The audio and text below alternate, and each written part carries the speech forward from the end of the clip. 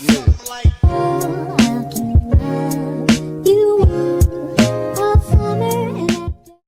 guys, it's me Jocelyn. So today I'm going to be showing you how to use alight motion for beginners part 3.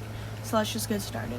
I'm going to go very into depth this time about the certain buttons and everything, so this video might be a bit long, but hopefully I can explain some things better than I usually did. So let's just get into it. First, you're going to start off by hitting the app alight motion, and then you're going to come to this screen. This screen just has all the updates and everything about alight motion. There's videos right here that you can click and watch if you really want to get started and like learn all the effects and whatever. And then you have the tutorials button right here, and then it just has all of Alight's tutorials and everything and how to do like certain transitions. They're very helpful, so I definitely recommend using them. And then you have this little plus button, but we're gonna get to that in a second. Then you have the projects button. It's just gonna show you everything you've ever made on alight motion. And to delete your projects, you hold down on them, and then you just select whatever ones you want to delete. And then this elements button, basically it's certain elements that you can make and copy and paste. Elements are basically like things that you can save, things that you can make and then save and then put into other edits. I only have like 2 saved, but this one was like a trying out one, and this one I made it on myself, so yeah. So now the plus button. Oh my god, I'm so sorry. Okay, I'm gonna turn on auto lock so it can't move. Okay. The little plus button, you can go ahead and tap that, and it's going to say project and element. Like I said, element, that's just something you can make for later, but we're going to stick to project right now. Now you can name it whatever you want. I'm just going to name it tutorial because that's what's the easiest thing. And then you have your different orientation. The orientation of a YouTube video. 9 to 16 is like the orientation of like a TikTok. 4 to 5 is just like kind of a bit of like a tinier rectangle. 1 to 1 is just a basic square, and 4 to 3 is also kind of like a rectangle. And then this right here, the little pencil, you can customize it to any type of frame like you want. Like you're gonna do that one, it doesn't matter. I just clicked random buttons. So what we're gonna do is hit 1 to 1 for this one, and then hit create project. Here on this screen, you're gonna come across this. Yours is definitely gonna look different than mine because this is an iPad, so the layout's gonna be different, but it's basically kind of the same thing. So these are just all your shapes right here that you can use whenever you're like masking or anything. We'll get into that later. Whoops, oh, sorry, I didn't mean to do that. And then these little buttons we'll get into in a second. So you have shape, image and video, audio, and elements. Elements, I already explained those. Audio, this is like your internal audios, like the ones you downloaded. So you're gonna go to like files or songs or whatever, and then you can just add them in that way. Then you can go to image and video, and it has all your images and all of your videos. I'm gonna add mine in real quick just so I can get that done and over with. The way you add them in, you just tap on them and then hit the plus button. Now just go to like 1 second. You can hit this little like marker right here. This was a big confusion in my other video because I had an iPhone, and iPhones don't have this button, but an iPad does. So you're just gonna tap this little ribbon with a plus in it to add a marker. That also makes it so your photos are on beat to every beat that you make in alight motion. That goes to your audio. Then you have these buttons. This is the speed control. Android has this button, but it doesn't work. I don't understand why. They definitely need to fix that. This button right here, basically it cuts off the first half of the photo like that. This is obviously an undo button. This button right here splits the photo in half, and I'm just gonna hit that. And then this one right here trims off the last part of the photo, just like that. Now I'm gonna trim off this last part of the photo right here just to add in my other one, and then I'm gonna go to 2 seconds and then hit the little ribbon thingy again and then cut off the last part. So it looks like this so far.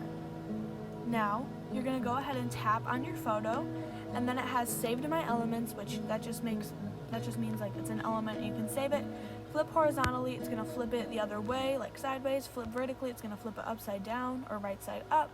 Fit screen, it's just gonna fit as well as it can in the screen. And fill screen is where the picture fills the whole square. And then stretch to screen is where the picture stretches to the whole screen. Now these, I'm not actually too sure what they are. I never really messed around with these. I don't think anybody really does. I think they're just there. But yeah. Next, we're going to be discussing border and shadow. Basically, stroke is like if you have like any letters or like outline, if you want to outline your photo, Like, I'm gonna zoom in out real quick, just ignore what I'm doing. I'm also gonna change my background so you can see this a bit better. Basically, if you add on a border and you hit stroke, it kind of just like shows it, if you know what I mean. Like, it's like an outline to the picture, so it's like that, you know what I mean. I'm gonna get rid of all that. Okay, and I'm gonna zoom the picture back in. And shadow, that is basically, it just leaves a shadow. Like, especially, I use shadow when I'm using text or like PNGs.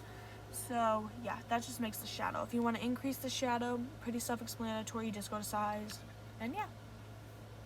Color and fill, this right here, that isn't really anything at all. You can completely ignore that. This is if you want to fill your regular photo with any color. You can just choose any color and then you can just fill it. This right here, the gradient, this is perfect for if you're going to use displacement map or whatever, and this is just your regular photo. And if you want to like replace this photo, you can go to select media and then you can just add in any other photo that you want, and that explains that. Blending and opacity, this is one of the my favorite buttons. I don't really know why, but it just works the best in my opinion. Not even that, it's just like, it's perfect for fade ins and out transitions instead of using the actual fade in and out effect. So obviously, if the opacity is at 100% right here, if I turn it down to 0.0%, it's gonna be nothing. I could turn it to like 50%. As you can see, like a little bit. I'm just gonna leave it at 100. And then they have all these different types of like blendings. So if you want to make it dark, you can make it dark. If you want to make it light, you can make it light. If you want to contrast it, you can contrast your photo. Or if you want to like do this one or this one. It's really up to you. It's your editing decision and your editing style. It's kind of like, mask is usually just for actual like masking that you're gonna do. So I'm just gonna make mine normal because I want the video to be easier for you to understand. Then we have the almighty Hail Mary effects button. This is gonna be your best friend. You're gonna use this every single time you make any type of edit on Alight Motion, no matter what. So you're gonna hit add effect, and then you have drawing, color and light, blur, procedural, distortion and warp, 3D, move, transform, repeat, matte mask key, opacity, visibility, edge, and then other. So I'm just gonna start in the other. These right here, you're not gonna use so much unless you're like making a coloring or doing a mirror slide transition. Edge, you're gonna use these like if you're gonna like do like rough edges on something or you want something to have a glow in it. Opacity and visibility, you're probably not going to use these a lot unless you're doing a certain type of edit. Matte mask and key, out of these I'd say you're probably going to use wipe, radio wipe, luma key, and chroma key the most. Nobody really uses vignette, I don't really know, I've never known how to say that, but nobody really uses that. So repeat, I never really use this personally, but like this repeats certain things. Self-explanatory, I guess.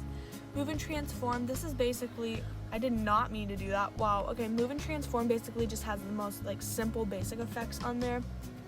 3D has all of your 3D shapes, some of which are free, so I recommend using the free ones because they do look very cool and nice, I will admit. Distortion and warp is going to be your best friend because these are the most like popular effects in my opinion. I use these ones every single time I make any type of edit. But you want to scroll down to the bottom and hit tiles. And then once you have tiles, go to mirror and hit that button and leave it like that. Because you want mirror in every single transition you do unless you're doing like a zoom out type of edit. So make sure you have tiles on every single picture. Now we're going to go to procedural. These are basically just like actual effects that you can put on your video if you want, you know. Blur, these are all your different types of blurs that you can use. Box, directional, Gaussian, inner, lens, mask, mosaic, motion, sharpen, spin, and zoom. I would say out of these, the most you'd probably use motion blur, sharpen, and directional blur because those work the best. Color and light, these are so you can make a coloring or like do certain like filters on your photos if you want. And drawing is where you can do it for if you want to draw something. Now I'm going to show you this button right here. This is the little settings button. Frame rates are basically how your edit is going to look when it's exported or like saved. The lowest is 12 and the highest is 60. My personal opinion, do 60 frames per second if you want the most high quality edit that you can get. But if you're going for that laggy type of feel edit, do 30 frames or 25 frames per second. Background, you can change it to any color. That's self-explanatory. That's just whatever your personal preference is. And then this little share button right here, whenever you're done with your edit, there's different ways. You can export it to be a GIF, image sequence, which is basically just like the whole edit is just images. Project package, which is how you get your QR codes, and then current frame as PNG, it just has the picture. Okay, as I was saying, there's project package, which like you can export for your QR codes, and then there's current frame as PNG, which takes whatever frame you're on, like whatever photo you're on, and it just saves it as one picture. And then if you tap on video, you can change your video settings. My export resolution is always 1080p, and my code C is H.24/ABC. I don't really know what this other one does. I never really used it, but yeah. Frame rate, you're always going to want it on full unless you're going for that laggy look. And quality, you're always going to want it on high. I did not mean to do that. I completely recommend high quality because that's going to give you the best type of edit. And yeah, so that was how to use Alight Motion for beginners part 3. I have 2 other parts on this if you would like to go watch those. Those show you how to do a few easy beginner transitions, but since I've already made multiple videos on beginner transitions, I'm not going to do it in this video. Yeah, thank you guys for watching. Also, thank you so much for 15,000. I love you all so much. It means the absolute world to me. You're all insane, and I love you all so much. Yeah, comment down below any tutorial requests you may have. Like, subscribe if you want. You don't have to. I don't really care. And yeah, I love you guys. Bye.